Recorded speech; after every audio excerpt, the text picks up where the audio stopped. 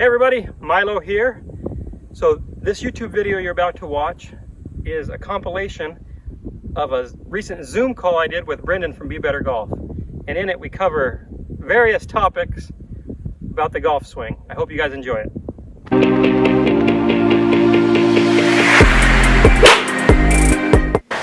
No, not everybody, you don't need to get two pockets at impact. You know, as players age, they're not going to move as well.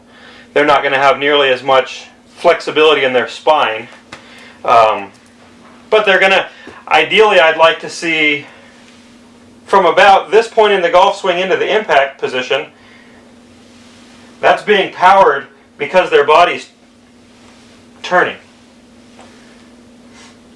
And so a really good drill for people to do would be, I like to put sticks through belt loops, so it basically gives them the perspective. You can actually see, you have some feedback. Is that going around, or is that just going teetering up and down? Because if it's going around, we're going to be, the right things are happening. If it's going up and down, then you're not really pivoting, you're just more teetering. Taking the golf club, swinging it back, you know, fairly, I do it with almost a full swing, but to start with I like people to swing it back to about left arm parallel, and then from this point in the swing I want you to make the club head move all the way to the ball without ever actually using your hands or your arms. So you're just taking the structure and you're turning it around, hitting the golf ball, and stopping. Something like that.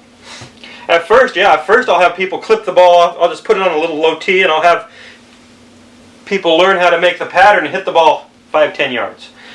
And then we'll gradually ladder it out to where they're, you know, I can hit a ball without ever letting the club flip or let it pass me. I can hit a 7-iron like 170 yards. So I can, so it looks like that. Is that a good down the line view? So I'm stopping about here at first, and then as I add speed to it, which, you know, that comes a little later, but it'll be really hard to stop it.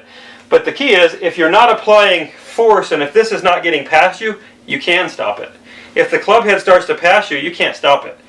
It's too heavy, it's going too fast. Well, because what's happening, if you're not open, if the opening of your body is not what's moving the golf club, the momentum is passing you. And so that momentum is impossible to stop. Now if you're doing it correctly, it's like a baseball player. You know, you can check your swing. But if you swing the head first, you would never check your swing, you'd break your wrist. Bat's too heavy. If you're moving your pressure correctly, your mass doesn't necessarily get moved too far. You can learn how to move pressure without having your mass wandering around too much. And I'd say for the average player, we want to get better at stabilizing ourselves and minimizing how much we're wandering back and forth. Now, for the best athletes on earth, they can afford to have a little bit more motion, and they're going to hit it maybe a little farther with a little bit more shift in mass because they're better at timing it. Where the average player, I think, and just from a hand-eye coordination standpoint, they just aren't quite that good. So we're better off if we keep ourselves more centered. Yeah, for the average guy, I'd prefer to see their mass staying a little bit more centered. So you're not going to see as much of a off-the-ball move like what you would see with maybe Roy or McIlroy. Now, and I fall into that category. I stay a little bit more centered in my golf swing. It's harder for me to recover. If I move off of it, I have a harder time timing things getting back. And a lot of teachers like to see kind of a shifting of your mass forward. That would be your glide, and then you turn. And you know, I don't mind that, but you don't necessarily have to have nearly that much shifting forward. The longest hitters actually don't have very much. So the guys who hit it the farthest generally have less, they're more rotary and less linear in their motions. But there's a lot of ways to shift force. I would just prefer to see it be more rotational, less linear.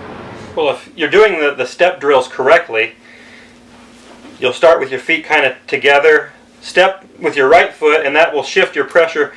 And then as the pressure moves to the right, you're going to start to turn. And then because your body's winding up, your left foot's kind of light, and you can actually lift it up. So step, step, go.